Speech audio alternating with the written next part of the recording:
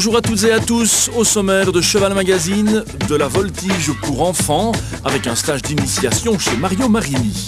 Du dressage aussi, une rencontre avec Sue Oliveira, la belle-fille du maître incontesté, Nuno Oliveira. Tu mets la jambe en place, tu fais la demande, le cheval part un petit peu en catastrophe.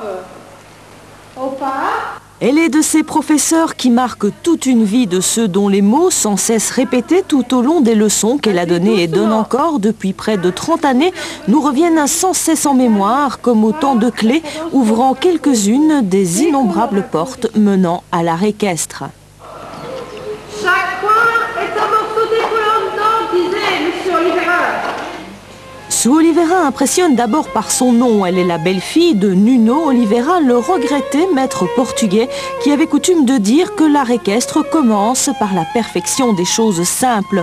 Mais ici, au cercle équestre de l'Alambré comme partout ailleurs, où elle prodigue son enseignement, Sue est aussi appréciée pour ce qu'elle est, une pédagogue exigeante mais juste.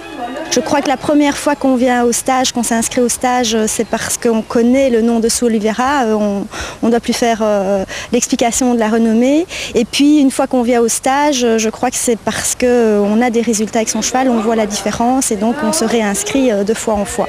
Enfant, cette londonienne pur jus devait se contenter de chevaucher les balais du jardin de ses parents. Mais plus tard, dès qu'elle a été en âge de monter à cheval, elle s'est lancée à corps perdu dans la pratique de cet art. Et c'est en Belgique, dans les écuries de monsieur et madame Laurenti, chez qui elle était hébergée comme fille au père, que Sue rencontrera le maître Nuno Oliveira qui venait là régulièrement donner des stages. Tout de suite, notre jeune cavalière a su que c'était ça qu'elle recherchait. J'ai tout de suite participé au stage. Je connaissais rien d'autre. Pour moi, c'était le premier et puis ça a toujours été le seul qui me convenait. Je veux dire, j'ai vu par la suite des tas d'autres systèmes, mais bon, c'est bien pour certains, mais pour moi, ça ne me convient pas. Je ne suis pas intéressée par le concours et je trouve que ce qu'il faisait lui était différent de toute autre chose et c'est ça qui m'intéressait. Voilà, c'est comme ça je suis partie au Portugal quand j'ai eu l'occasion, je suis partie en vacances et puis quand j'ai eu les moyens, je suis partie et puis il m'a proposé d'aller travailler pour lui, alors je suis partie pour du bon, quoi.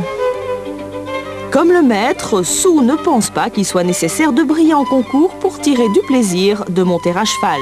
C'est une équitation qui, on n'est en concurrence avec personne, c'est une équitation qui est, je pense, faite pour faire plaisir à son cheval et à soi et pas être le meilleur.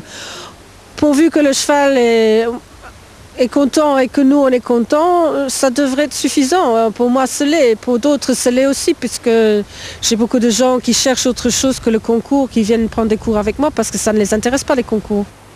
Marche large, assois le cheval, lève les mains, regarde-moi, pousse ton nombril en avant. Voilà, la main. L'équitation c'est un mot qui couvre beaucoup de choses. Je ne veux pas dire que ce que nous faisons n'est pas le même que les gens qui font des concours. Nous ne cherchons pas les mêmes buts et je le compare un tout petit peu. C'est peut-être un peu facile, mais enfin c'est un peu la différence entre l'acrobate, le gymnaste et le danseur. C'est un peu ça la différence. Il y a une rigueur des deux côtés, mais un c'est une rigueur qu'on peut compter les points et un c'est une rigueur où on ne peut pas compter des points. C'est une question d'appréciation et c'est comme ça quand les gens me demandent que je le décris parce que c'est assez facile à comprendre. Très exigeante envers les élèves qui lui sont étrangers, Sue l'est plus encore avec sa fille Sarah, âgée aujourd'hui de 17 ans. Complice dans la pratique de l'art équestre, elle se partage un même cheval, baryton, et l'entente semble parfaite. Quand elle était petite, je l'ai envoyée chez quelqu'un d'autre. J'ai seulement commencé à lui donner cours il y a 3-4 ans d'ici. Quand elle était petite, c'était « c'est pas moi, c'est le cheval, oh, maman j'ai fait ce que tu m'as dit, c'est pas moi ». Non, c'est horrible, affreux. Maintenant oui, maintenant ça va parce qu'elle a l'âge pour avoir la raison et on se dispute pas. Mais je suis très exigeante avec elle, beaucoup plus. Je me rends compte moi-même que je me fâche avec elle, que je me fâche jamais avec les autres. Donc oui, c'est difficile, c'est très difficile. Les changements de pied étaient très bien aujourd'hui, très bien. Beaucoup mieux que d'habitude, c'est très bien. Le passage, il manquait un peu d'engagement. Quelle est la chose que tu dis le plus souvent à tes élèves, la chose que tu répètes le plus en son, qui en rêve la nuit? Marcher droit, droit, passer les coins, et encore les coins. C'est toujours le même problème. Les chevaux sont pas droits, les gens tirent sur les rênes pour essayer de marcher droit. C'est la base de tout. C'est le cheval en équilibre et droit et c'est la base de tout. Le cheval droit. Très bien. Très bien. Calme. On s'arrête. Je pense qu'elle a une équitation juste, elle a de l'expérience, elle a 30 ans d'expérience derrière elle et notamment avec Nuno Oliveira pendant plus de 10-15 ans je pense où elle a travaillé avec lui et elle recherche la légèreté chez le cheval et je pense que ça se différencie un peu de d'autres méthodes de dressage et moi en tout cas c'est ça que je recherchais dans mon équitation et c'est pour ça que je suis si enthousiaste vis-à-vis de son éducation.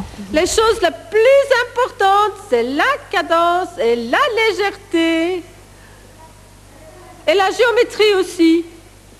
Si tu ne vas pas... Quand j'ai appris à mes enfants à monter à cheval, ils ont monté dans un manège où ils ont fait beaucoup d'obstacles avec d'autres gosses et on me disait « Oh mais le dressage, il n'y a pas de sensations fortes. » Et bon, ben, c'est peut-être vrai, mais enfin, les sensations fortes, ça peut-être pas le désir de tout le monde non plus, les sensations fortes. Moi, je préfère des sensations...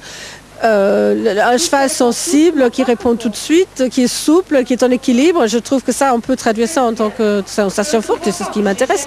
Quand je vois des gens qui font des parcours avec des chevaux qui n'ont ni frein ni volant, je me demande comment on peut s'amuser et ça me dépasse des fois. Mais bon, chacun son truc.